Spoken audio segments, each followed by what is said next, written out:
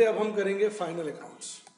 Final accounts of companies. Companies मतलब जिनके आगे लिमिटेड वर्ड लगता है। कंपनीज आपको पता है दो प्रकार की होती है, प्राइवेट लिमिटेड, पब्लिक लिमिटेड। तो अब ना शेड्यूल 6 आ गया नया, जिसके हिसाब से हमने बैलेंस शीट और प्रॉफिट एंड लॉस अकाउंट को बनाना है। तो सबसे पहले हमने समझना इस चैप्टर्स में है क्या। एक तो हमने प्रॉफिट एंड लॉस और बैलेंस शीट का फॉर्मेट सीखना है अकॉर्डिंग टू शेड्यूल 6, नया वाला, न्यू कह दो, ठीक है। उसके बाद कुछ ये कॉन्सेप्ट्स हैं जिनके मीनिंग और मतलब हमने सीखने, तब जाके हमारा पूरा फाइनल अकाउंट होगा। तो सबसे पहले मैं आपसे जो चर्चा करूंगा वो किस चीज की करूंगा, बैलेंस शीट की और प्रॉफिट एंड लॉस की। प्रॉफिट एंड लॉस जो होता है वो एक प्रकार का फ्लो स्टेटमेंट होता है। क्या होता है? Flow statement. फ्लो स्टेटमेंट का मतलब होता है ये over a period of time का होता है, जैसे 1 ईयर का। इसलिए जब भी आप प्रॉफिट एंड लॉस बनाते हैं तो उसके साथ ऐसे लिख देते हैं, फॉर द ईयर एंडेड 31 मार्च 2013। यानी इसका मतलब हुआ कि अगर हम फॉर द ईयर एंडेड 31 मार्च 2013 का प्रॉफिट एंड लॉस अकाउंट बना रहे हैं तो बेसिकली हम 1 अप्रैल 2012 से लेकर 31 मार्च 2013 की इनकम्स और एक्सपेंसेस दिखा रहे हैं, क्योंकि ये कौन सा स्टेटमेंट है? Flow statement. जो बैलेंस शीट होती है वो स्टॉक स्टेटमेंट होता है। क्या होता है? Stock statement. स्टॉक का मतलब होता है at a point of time, flow का मतलब होता है फॉर अ पीरियड, और स्टॉक का मतलब होता है at a point of time. इसलिए जब बैलेंस शीट बनाते हो तो उसके साथ क्या लिखते हो? एज ऑन 31 मार्च 2013। यानी बैलेंस शीट जो है वो 31 मार्च 2013 की है, ना 10 दिन पहले की, ना 5 दिन 2 दिन बाद की। वो एक पर्टिकुलर पॉइंट ऑफ टाइम की बैलेंस शीट है, राइट जी। और फाइनल अकाउंट्स में 2 स्टेटमेंट्स ही बनते हैं, प्रॉफिट एंड लॉस और बैलेंस शीट। एक स्टेटमेंट और बनता है कैश फ्लो स्टेटमेंट, पर मेन प्रॉफिट एंड लॉस और बैलेंस शीट। इसमें आप कुछ पूछना चाहें? अब हम बात करते हैं बैलेंस शीट की। बैलेंस शीट का ये नया फॉर्मेट है। बैलेंस शीट जो है लायबिलिटी साइड को मेन 4 हेड्स में क्लासिफाई करती है। मेन हेडिंग होता है इक्विटी एंड लायबिलिटीज, और पहली आइटम होती है शेयर होल्डर्स फंड्स।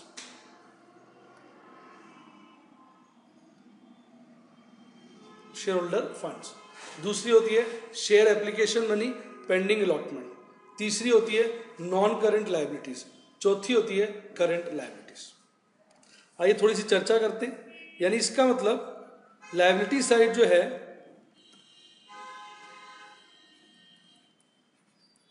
जो है, उसके हम कितने टुकड़े कर सकते हैं? Basically heads 4। पहला होता है शेयर होल्डर्स फंड, ओनर्स का पैसा। आप चाहे तो साथ साथ लिखते रहें और डायलॉग्स भी लिख लें, ओनर्स का पैसा। दूसरा होता है एप्लीकेशन मनी पेंडिंग अलॉटमेंट, यानी लोगों ने शेयर्स अप्लाई तो कर दिए पर कंपनी ने अभी अलॉट नहीं किए। फिर होता है तीसरा item non current liabilities. Non current liabilities होती हैं for a period greater than 1 year. और लास्ट हेड होता है करंट लायबिलिटीज। करंट लायबिलिटीज होती हैं for a period less than और इक्वल टू 1 ईयर।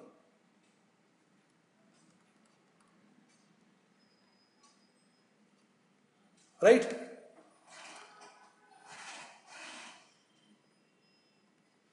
इसके हम 3 टुकड़े कर देते हैं।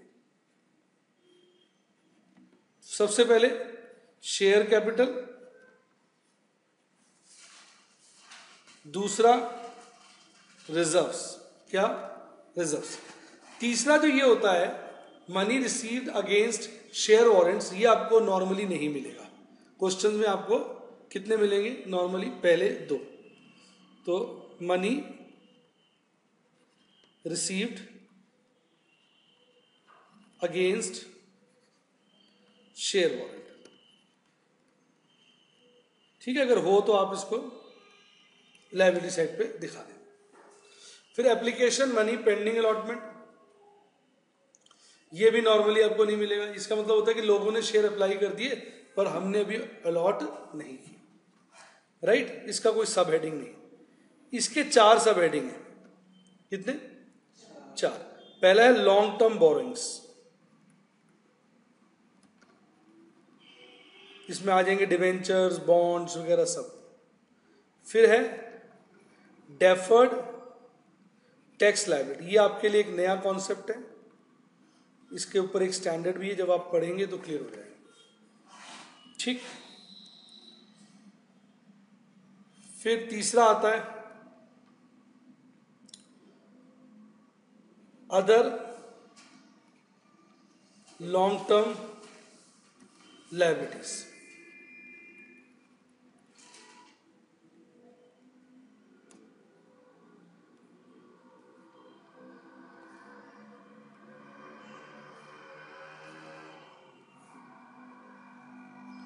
और चौथा आता है लॉन्ग टर्म प्रोविजंस। ठीक। अब बच गई हमारी करंट लायबिलिटीज। इसके लिए मैं दूसरा कलर यूज कर लेता हूं, जगह कम है ना, ताकि आपको डिफरेंस दूर से। ठीक है, चलेगा, राइट। जैसे इसमें लॉन्ग टर्म बोरोइंग्स था, किसमें? करंट लायबिलिटीज में, नॉन करंट लायबिलिटीज में। तो करंट लायबिलिटीज में हो जाएगा same short term borrowings. Clear हो गया?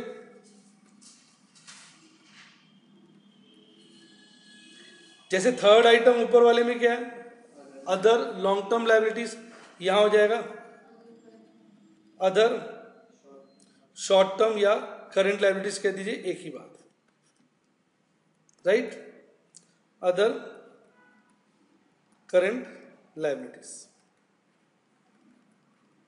और चौथा शॉर्ट टर्म प्रोविजंस। अगर आप देखेंगे ये तीनों आइटम्स नॉन करंट लायबिलिटीज के साथ मैच कर रही है। सेकंड आइटम में डिफरेंस होता है, वहां था डेफर्ड टैक्स लायबिलिटी, यहां हो जाता है ट्रेड पेबल्स। क्या हो जाता है? Trade payables. ट्रेड पेबल्स में आ जाता है क्रेडिटर्स और बिल्स पेबल। अब आप लिख सकते हैं 2-4 बातें ताकि आपको क्लियर रहे। लॉन्ग टर्म बोरोइंग्स में आ जाएगा बॉन्ड्स, डिवेंचर्स, बैंक लोन्स। ठीक। डेफर्ड टैक्स लायबिलिटी का हल्का सा कॉन्सेप्ट समझ लीजिए। होता क्या है, हल्का सा, बाकी डिटेल में जब इसका स्टैंडर्ड पढ़ेंगे तब पढ़ेंगे। आपको पता होना चाहिए कि इनकम टैक्स के रूल्स अलग होते हैं और फाइनेंशियल अकाउंटिंग के रूल्स अलग होते हैं। तो कई बार क्या होता है कि इनकम टैक्स के हिसाब से हमारा प्रॉफिट कम आ रहा है और अकाउंट्स के हिसाब से हमारा प्रॉफिट ज्यादा आ रहा है। तो टैक्स तो हम इनकम टैक्स के हिसाब से जो प्रॉफिट निकलेगा उस पर देंगे, यानी अकाउंट्स में प्रॉफिट ज्यादा आ रहा है पर हमने प्रॉफिट किस पे दिया? इनकम टैक्स के हिसाब से जो प्रॉफिट निकाला, जो कि कम है। तो इसका मतलब आज हम कम टैक्स दे रहे हैं तो फ्यूचर में ज्यादा देना पड़ेगा। दिमाग लगाओ भाई, आज हम क्यों कम दे रहे हैं? क्योंकि कुछ खर्चे इनकम टैक्स ने हमें इस साल अलाउ कर दिए पर हम उसको अकाउंट्स के अंदर over a period of time right of कर रहे हैं। तो आज इनकम टैक्स में हमने ज्यादा खर्चे दिखाए, अकाउंट्स में कम। कल इनकम टैक्स में खर्चे नहीं दिखाएंगे क्योंकि वो तो माइनस कर ही चुके हैं, और इन अकाउंट्स में हम दिखाएंगे। तो कल को हमें इनकम टैक्स के हिसाब से क्या देना पड़ेगा? ज्यादा टैक्स। तो उसको हम बोल देते हैं डेफर्ड टैक्स लायबिलिटी। यानी डेफर्ड टैक्स लायबिलिटी कब आती है? बोलो, जब अकाउंटिंग प्रॉफिट के मुकाबले टैक्सेबल प्रॉफिट कम हो। अकाउंटिंग प्रॉफिट मतलब जो अकाउंट्स हमने शेयर होल्डर्स को देने, उनके लिए कितना प्रॉफिट निकला है, उनके हिसाब से क्या प्रॉफिट निकाला है। और टैक्सेबल प्रॉफिट मतलब इनकम टैक्स के हिसाब से क्या निकला। तो मेरा ख्याल आपको थोड़ा आइडिया लग गया होगा इसका मतलब, राइट। फिर अदर लॉन्ग टर्म लायबिलिटी मतलब कोई भी लायबिलिटी हो लॉन्ग टर्म की जो बाकी 3 हेड्स में नहीं आ रही, उनको हम यहाँ दिखा देंगे। और कोई लॉन्ग टर्म प्रोविजन हो तो फिर वो लॉन्ग टर्म प्रोविजन में आ जाएगा। करंट लायबिलिटीज के भी यही हेड है, बस इसमें एक ट्रेड पेबल्स आ जाता है नॉन करंट लायबिलिटी में डेफर्ड टैक्स लायबिलिटी की जगह। ट्रेड पेबल्स होता है डेटर, क्रेडिटर्स और बिल्स पेबल। आउटस्टैंडिंग एक्सपेंस जो है वो अदर करंट लायबिलिटीज में आएगी। कहाँ आएंगे? शॉर्ट टर्म बोरिंग में 1 साल से छोटी बोरिंग आ जाएगी, जैसे कैश क्रेडिट, बैंक ओवरड्राफ्ट, ये सब आ जाएगी। अच्छा लगा आपको बैलेंस शीट का? और शॉर्ट टर्म प्रोविजन में जैसे प्रोविजन फॉर टैक्स आ गया करंट ईयर का, कैसा लगा? इसमें एक बात चर्चा की मैं करना चाहूंगा, 2-3 बातें। पहली बात, नए फॉर्मेट के अंदर प्रपोज डिविडेंड जैसे कॉन्सेप्ट को थोड़ा इग्नोर किया गया। क्या किया गया? इग्नोर किया गया। मतलब वो कहते हैं प्रपोज डिविडेंड बैलेंस शीट में नहीं दिखाया जाए। पर अगर आपको क्वेश्चन में प्रपोज डिविडेंड दिया जाता है प्रोवाइड करने के लिए, तो फिर आप उसको शॉर्ट टर्म प्रोविजन में दिखाना। किसमें दिखाना? क्योंकि ऐसा है ना, वो शॉर्ट टर्म प्रोविजन ही होता है। इस साल आपने प्रपोज किया, फिर with in 6 month annual general meeting हो जाएगी और उसके बाद वो पे हो जाएगा, तो शॉर्ट टर्म प्रोविजन हो गया ना। अगर क्वेश्चन साइलेंट है, कोई है ही नहीं प्रोविजन फॉर कोई है ही नहीं प्रपोज डिविडेंड, तो आपको कुछ करने की जरूरत है ही नहीं। पर अगर प्रपोज डिविडेंड क्वेश्चन के अंदर बोला गया, तो फिर आप किसके अंडर दिखाएंगे? Short term provision. कैसा लगा? शेयर वारंट होता है, कई बार ना हम शेयर्स नहीं देते, उसकी जगह वारंट दे देते हैं और होल्डर से कहते हैं कि कुछ पीरियड बाद इन वारंट्स के अगेंस्ट हम आपको शेयर देंगे। जैसे शेयर वारंट पे लिखा होगा, जैसे मान लो मैंने एक शेयर वारंट पे लिख दिया कि मैं तुम्हें 1 साल बाद तुम चाहो तो 30 रुपए का एक शेयर दे दूंगा। रिपीट, कब? 1 साल बाद या 2 साल बाद या 3 साल बाद। तो आपके पास वो शेयर वारंट है, 3 साल बाद जब वो टाइम पूरा होगा, आप कंपनी को 30 रुपए दोगे, आपको एक शेयर मिल जाएगा। भले उस डेट को उस शेयर का बाजार में रेट 100 रुपए हो, कम होगा तो फिर आप लोगे ही नहीं। लोग आप मतलब शेयर होल्डर्स, ज्यादा होगा तो वारंट होल्डर्स एक्सरसाइज कर लेंगे, तो उसके अगेंस्ट कोई पैसा आया है तो फिर वो हो जाएगा। कैसा लगा? एक पॉइंट मैं और कहना चाहूंगा, नए फॉर्मेट के अंदर miscellaneous expenditure not return of होते थे ना, जो पुरानी बैलेंस शीट में एसेट साइड का लास्ट हेड होता था, 12th में भी पढ़ा होगा आप लोगों ने, miscellaneous expenditure not return of, उसको कहां दिखाया जाएगा इसकी चर्चा नहीं करी गई। पर अगर आप इंटरनेट पे देखें, सीए का मॉड्यूल देखें, तो आपके समझ में ये आएगा कि इसके 2 ट्रीटमेंट पॉसिबल है। कितने? एक ट्रीटमेंट तो है कि रिजर्व्स में से माइनस कर दो। इसमें से रिजर्व्स का जो नोट बनेगा उसमें से इसको माइनस कर देंगे, एक ट्रीटमेंट तो ये। और दूसरा ट्रीटमेंट जो मैं देख रहा हूं बुक्स में करते हैं, वो उसको नॉन करंट एसेट्स में दिखा देते हैं। किसमें? अदर नॉन करंट एसेट्स में दिखा देते हैं। इसमें दिखा देते हैं। अभी एसेट साइड पढ़ेंगे ना तब बताएंगे। आगे मेरी बात सुन, तो आपने ये बातें लिख ली? आपने लिखी नहीं है शायद कि प्रपोज डिविडेंड हो अगर क्वेश्चन में, तो शॉर्ट टर्म प्रोविजंस में दिखाना है, और अगर miscellaneous expenditure not return of हो तो उसके 2 ट्रीटमेंट संभव है। एक, रिजर्व्स के नोट में से माइनस कर दे, 2, अदर नॉन करंट एसेट्स में दिखा दे।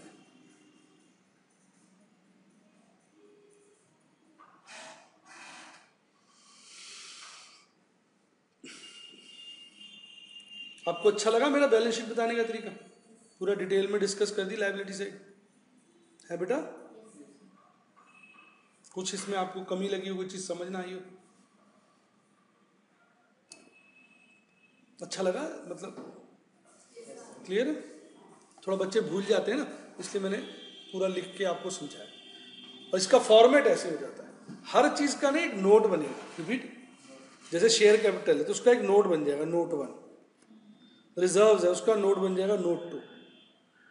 और बैलेंस शीट के एंड में, रिपीट, सारे नोट्स की डिटेल आ जाएगी। Share capital, note number, heading हो गया 1, ठीक। इसी तरह नोट नंबर 2 रिजर्व्स, समझ गए? फिर उसके अंदर उनकी डिटेल होगी और इसका सम टोटल कहां आ जाएगा? Balance sheet. अब मेरी बात सुनो, एग्जाम में आपको सारे नोट्स बनाने की जरूरत नहीं है। जिसमें मल्टीपल आइटम्स हो, रिपीट, उसके नोट्स बना लेना। जिसमें सिंगल आइटम हो भले मत बना, पर अगर वहम आए तो उसका भी बना लो। ये तो बेटे आपको देखना है ना, पेपर टाइम से फिनिश करना है, हिसाब से तो सबके नोट्स बनने चाहिए। नहीं मेरी बात समझ? अब जैसे सिर्फ डिवेंचर्स हैं, रिपीट, तो हिसाब से लॉन्ग टर्म बोरिंग में नोट बनना चाहिए डिवेंचर्स का, कई बच्चे क्या करते हैं, कई बुक्स में क्या करते हैं, वो लॉन्ग टर्म बोरिंग्स के ब्रैकेट में ऐसे डिवेंचर लिख के 10 लाख रुपए लिख देते। अब वो कहते हैं एक आइटम के लिए क्या नोट बनाए, पर प्रैक्टिकली तो बनना चाहिए। ये अब आपको तय करना है कि आपने हर चीज का नोट बनाना है या नहीं बनाना। अगर आपकी स्पीड बहुत फास्ट है तो आप हर चीज का नोट बनाए। आपको लगे कि हर नोट बनाने के चक्कर में पेपर छूट जाएगा तो फिर ना बनाए, क्योंकि एक आध नंबर अगर एक्स्ट्रा मिलेगा यहाँ पर तो 4-5-10 नंबर आपके क्वेश्चन छूटने से रह जाए। अब बताइए आपको आनंद आया कि नहीं आया? थोड़ा क्लियर है पूरा? नहीं, मजाक की बात है, सीरियसली। कोई आइटम आपको ना क्लियर हुई? इसका आप गाना भी लिख सकते हैं, आपको याद हो जाएगा। 3 1 4 4 लिख लीजिए। 3 1 4 4। 3 हो गया शेयर होल्डर्स फंड, 1 हो गया application money, share application money received pending allotment, 4 हो गई नॉन करंट लाइबिलिटीज और 4 हो गई करंट लाइबिलिटीज। मैक्सिमम 3 1 4 4।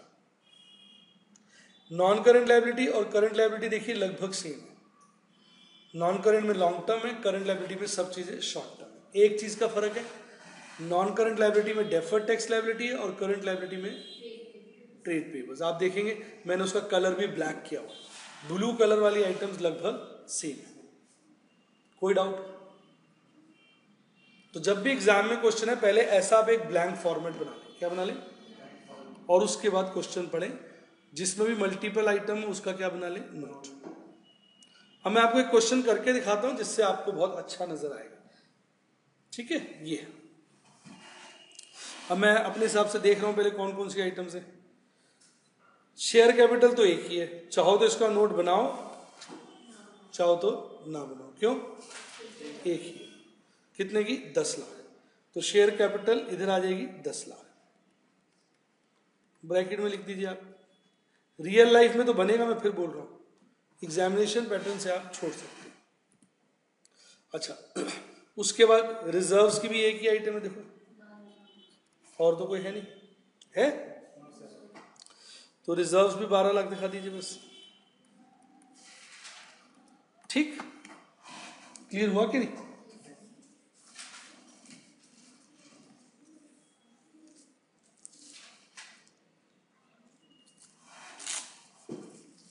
एक मिनट, लैपटॉप पे चार्जर लगा दो।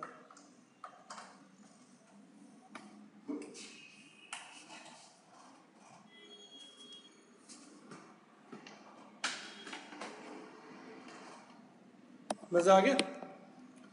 ठीक है। अच्छा, उसके बाद एक ही आ गया application money pending allotment 1 lakh. ठीक, राइट। अब लॉन्ग टर्म बोरिंग्स भी एक ही है, 5 लाख। नहीं, बॉन्ड्स डिवेंचर्स वगैरह तो है नहीं कुछ, तो लॉन्ग टर्म बोरिंग्स भी 5 लाख दिखा दीजिए। समझ आ रहा है? डेफर्ड टैक्स लायबिलिटी भी एक ही है, 40,000। इसको भी दिखा दीजिए 40,000, right. Other long term liabilities भी एक ही है, और तो मुझे कोई दिख नहीं रहा। 140। लॉन्ग टर्म प्रोविजंस भी एक ही है, 170। 170। अच्छा लगा? अच्छा, शॉर्ट टर्म बोरिंग्स भी एक ही है, 1.5 लाख। ठीक, ट्रेड पेबल्स के लिए 2 आइटम्स है, ये नहीं, ये नहीं, ये 2 ट्रेड पेबल्स के लिए, हाँ कि ना? और अदर शॉर्ट टर्म लायबिलिटीज में 2 है, एक ये और एक ये। और शॉर्ट टर्म प्रोविजन तो एक ही है, तो शॉर्ट टर्म प्रोविजन तो 2 पीस डाल दो। अब इन दोनों के नोट बना लूंगा, इसको 1 कह देता हूं, इसको 2, चलेगा? तो नोट 1 ट्रेड पेबल्स। क्या क्या थे? Creditors, bills payable. क्रेडिटर्स आपको याद होगा 10 लाख थे, bills payable 8 lakh, total 18 lakh.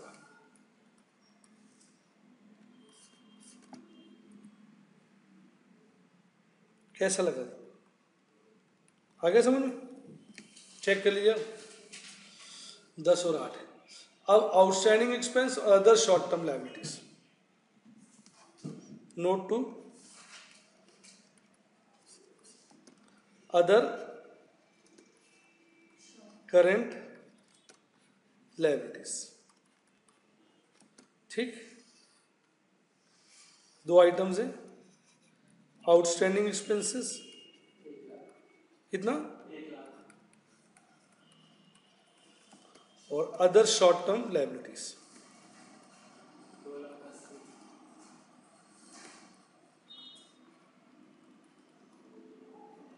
$2,80,000, total 3,80,000। देख लीजिए, ये है ना 1 और 2 से, तो 3,80,000 ये आ गया। अब लायबिलिटी साइड का टोटल बताएं।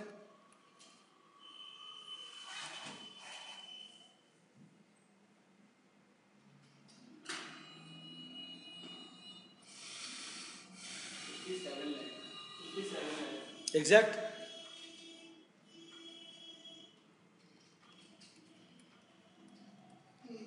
$57।